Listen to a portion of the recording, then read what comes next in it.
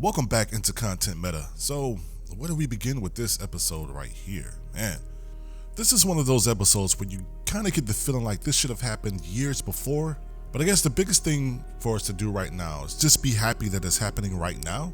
I personally don't feel the need to do a elaborate breakdown of this episode. I guess the best way to handle this review or discussion will be in the vein of just simply acknowledging what we just saw, what we just witnessed from Star Wars. For years, Star Wars fans have felt some type of way with simply just how things have been treated in Star Wars, probably since the prequels, not to mention the sequel trilogy.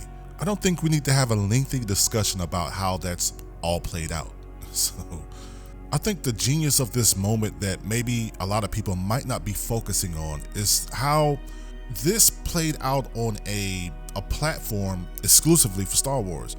And the casual viewer now is going to tune in versus having to pay money to go to the movie theater. This event, this one single episode, hell, the last 2-3 episodes have been the catalyst for things, for properties, shows that will branch out into God knows what now. Which leads me to this point in the discussion where I must say I've seen a lot of videos. I spent time yesterday just basically just going over and just kind of getting a feel of what most people were saying. And a lot of people are still trying to hang on to keeping continuity with the sequels or the sequel trilogy. And sure, just like you, I don't want to get my hopes up, but I'm going to ask you a very simple and important question. Would it make any sense for them to go back into that debacle, which is starting from The Last Jedi to The Rise of Skywalker, and really kind of flesh out that canon again? Does that make any sense to you? Does it make sense to, let's just say, The Last Jedi and The Rise of Skywalker was a train wreck? Does it make any sense to go back in there and fish out the pieces of that train wreck to try to put it into this brand new, now Luke involved or venture? It doesn't make any sense. Just think about that. Now, sure, granted, okay, I understand what happened with the sequels. I was there. I was very much a part of the audience that was present watching the prequel trilogy. Yes, of course I was. Being a part of that generation that grew up with Star Wars, I had a vested interest in seeing how the events of Star Wars played out. So yes, of course, later on, I saw how they fixed and they gave you a better appreciation for the prequels by way of the Star Wars Clone Wars series.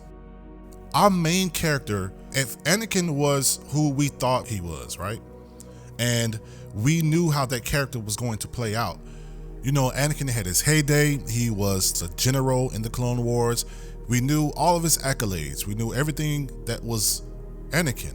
And he turns out to be a complete failure. It's one thing, but for him to turn to the dark side is a compelling character arc versus what we get from Luke being who he was, the failure that he was. It's nothing I think we should revisit. I don't think we are going to revisit. Why would they introduce Luke in the fashion and the manner in which they did and still take him down that same path?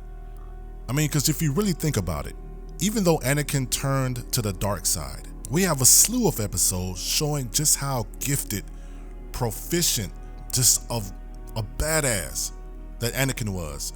And if they're going to give us some things in canon and show us just how badass Luke is, why still turn him into a failure? So with that issue being addressed, I really liked the way this episode played out. I think the first thing that came to my mind as I was watching the episode was the fact that just how much of a callback to old Star Wars that this episode presented. Every frame, the way in which the action built, the intensity of the episode, the suspense of the episode, everything came together to make it a very memorable, impactful, just Star Wars experience. Now that I think about it, the interaction between Boba Fett and Sasha Banks' character, Koska Reeves, could have some implications now of them being warring with each other since Boba Fett's taken over the underworld. I'm also so pleased with the fact that they let Moff Gideon live. There's going to be more to see from his character. And just to kind of come back to what I was mentioning earlier about watching some people's videos, a lot of people were going to write off main characters from this season because, you know, the whole thing with stakes and everything, right? Someone's got to die to make us feel more invested in those who live, right? In this finale, however, or at least the episodes leading up to this finale, no one that we cared about died. The bad guys lost. Now, how it happened, now that's something worth mentioning.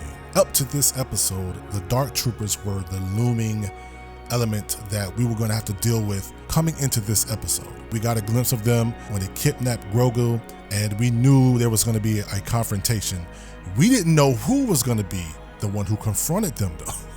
I mean, even in the scene where Mando had to face one of the ones that got out of the room that they were being housed in, right?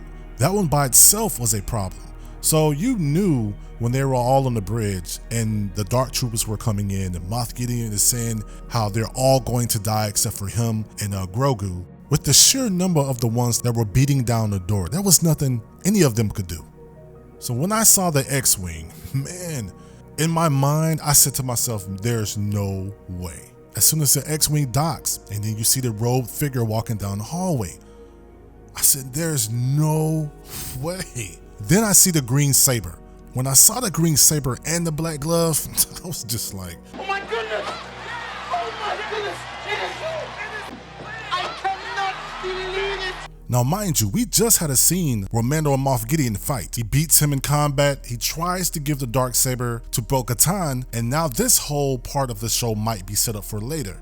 But man, when Luke shows up on the scene, the only question I had when he entered the room and he began to take his robe off was what type of service was going to be done to him? Or was it going to be like a Leia thing from Rogue One, or even a Grand Moff Tarkin thing from the same movie? Apparently the people who are at Disney don't, I guess, work with those who are in the Marvel side of it, even though it's all under Disney, because what they've done with the de-aging for Nick Fury and Hank Pym are some good examples of de-aging. Regardless though, even though it is getting a mention here, I don't really care. I'm so glad I got back Luke. But most importantly, in a way, he essentially saved the day, just like New Hope in Return of the Jedi. Not only did he come in and save Grogu, but Luke came in and saved the day. I'm so excited for the show moving forward. I'm so excited for Star Wars. It can go anywhere now. I think there's like an unlimited potential of where we can go with this show. So that just about does it, man. Stay tuned in the Content Meta for more reviews like this. If you like this video, please hit the like button, subscribe, and don't forget, we're still doing a giveaway for Baby Yoda if we get 100 likes on each video or any video that we get. If you made it this far into the video, as always, we really appreciate you watching. But you know, man, and until then, see you then.